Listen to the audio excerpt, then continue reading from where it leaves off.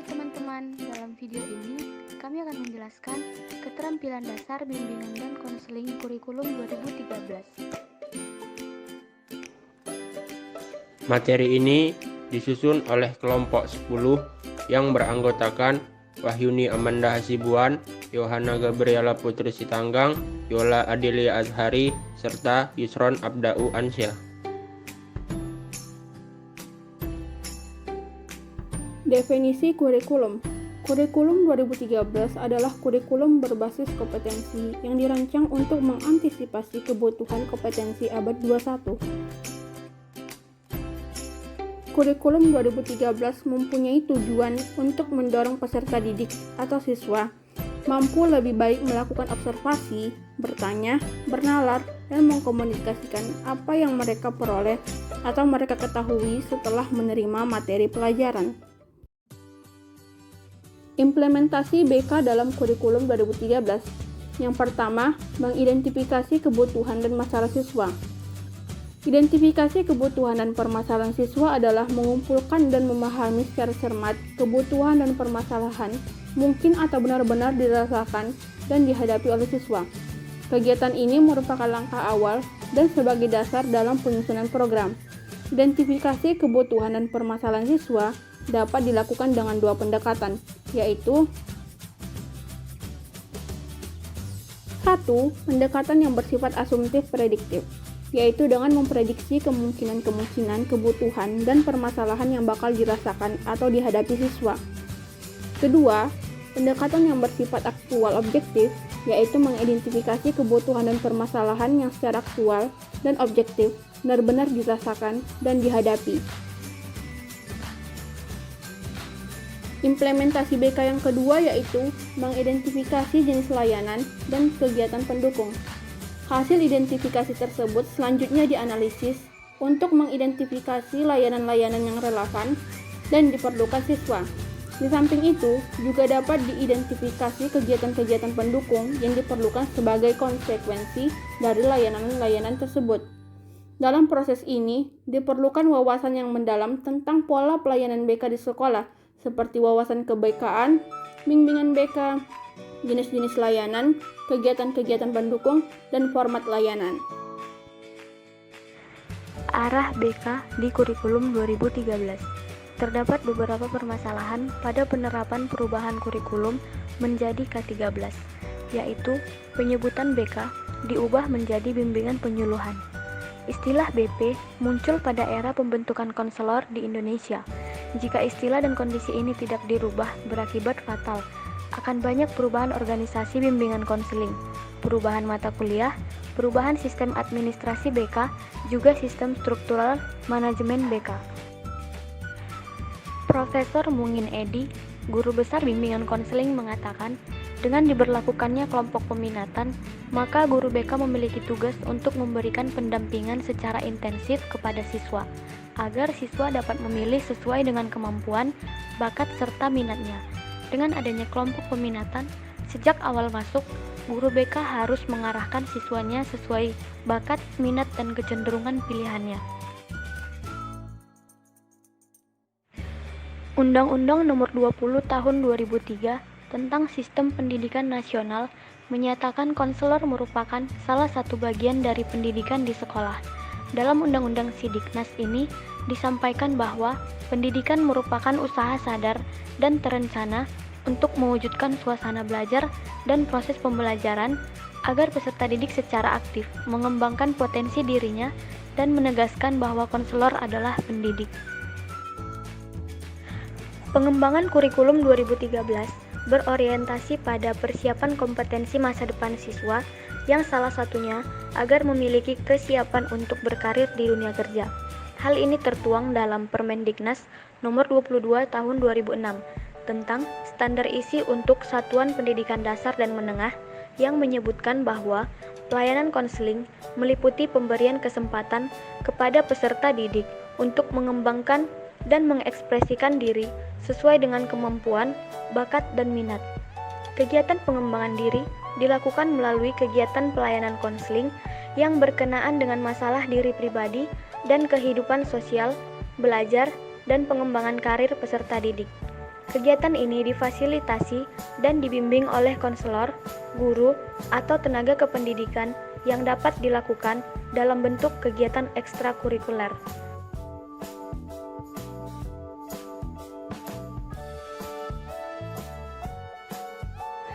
Saat ini, banyak guru BK yang menjadi konselor sekolah, namun tidak berasal dari latar belakang pendidikan, bimbingan, dan konseling. Alhasil, implikasinya berimbas pada bagaimana ia memberikan layanannya. Keberadaan guru BK yang tidak memiliki latar belakang pendidikan, bimbingan, dan konseling sebenarnya telah disadari oleh pemerintah. Terbukti, melalui Kementerian Pendidikan Nasional, pemerintah menerbitkan Permendiknas Nomor 27 Tahun 2008 tentang standar kualifikasi akademik dan kompetensi konselor. Pada peraturan tersebut tercantum sejumlah peraturan khusus untuk konselor di sekolah. Permendiknas Nomor 27 Tahun 2008 tentang standar kualifikasi akademik dan kompetensi konselor di pasal 1 ayat 1 menyatakan bahwa untuk dapat diangkat sebagai konselor, seseorang wajib memenuhi standar kualifikasi akademik dan kompetensi konselor yang berlaku secara nasional. Permasalahan yang kedua, tahun 2013 ini seharusnya menjadi momentum kebangkitan dunia bimbingan dan konseling Indonesia.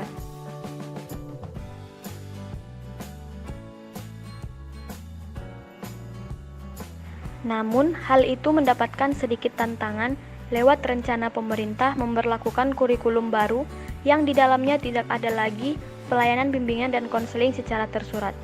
Pengembangan kepribadian siswa dan juga masalah kesiapan untuk terjun ke masyarakat dan dunia kerja yang seharusnya menjadi tugas konselor sekolah, rencananya akan dilimpahkan kepada guru mata pelajaran masing-masing.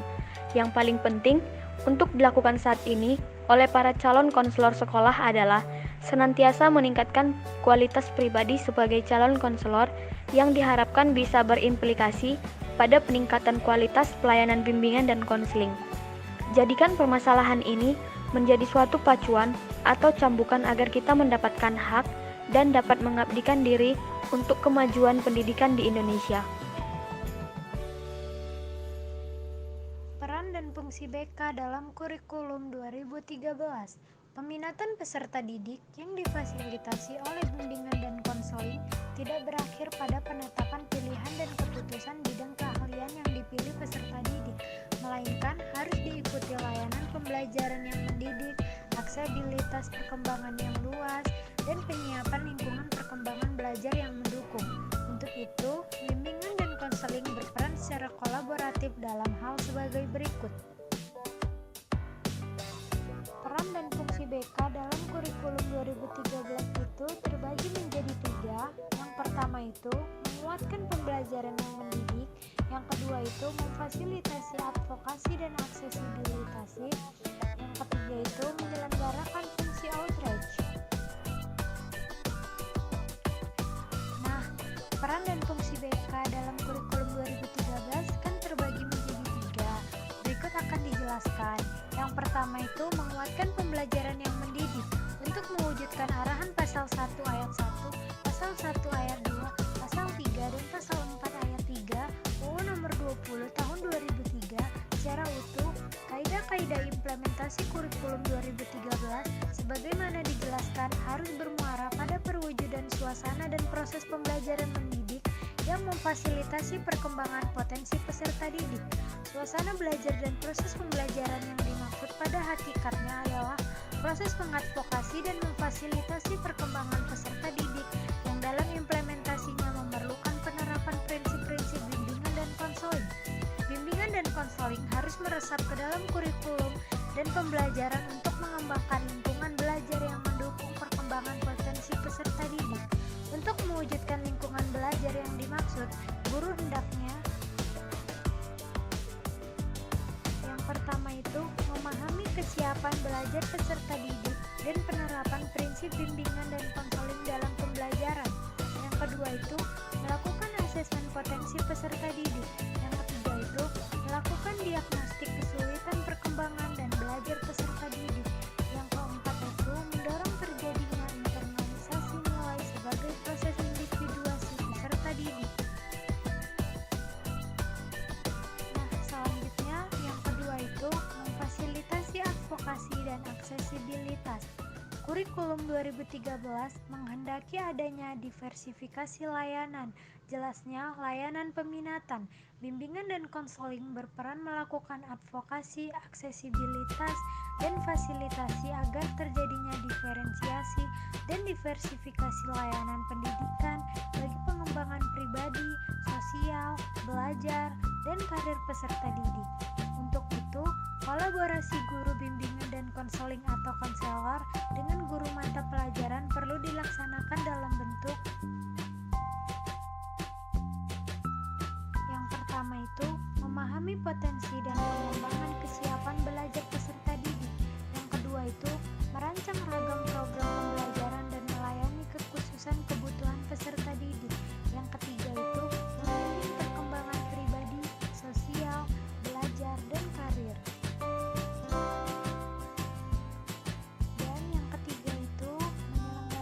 Fungsi outreach.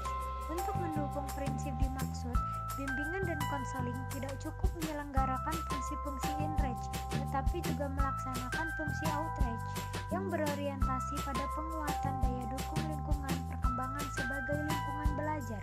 Dalam konteks ini, kolaborasi guru bimbingan dan konseling atau konselor dengan guru mata pelajaran hendaknya terjadi dalam konteks kolaborasi yang lebih luas, antara lain yang pertama itu kolaborasi dengan orang tua atau keluarga. Yang kedua itu kolaborasi dengan dunia kerja dan lembaga pendidikan. Yang ketiga itu intervensi terhadap institusi terkait lainnya dengan tujuan membantu perkembangan peserta didik.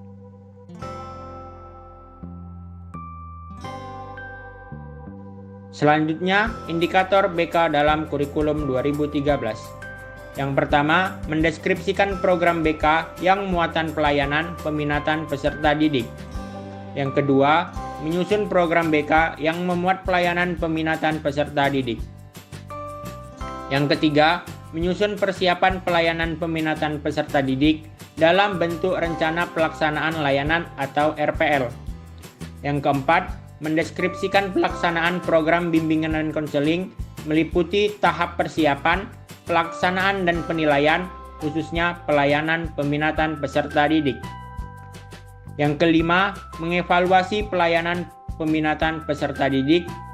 Yang keenam, menyusun laporan pelaksanaan program pelayanan bimbingan dan konseling, khususnya pelayanan peminatan peserta didik. Yang ketujuh, merumuskan dan melaksanakan tindak lanjut.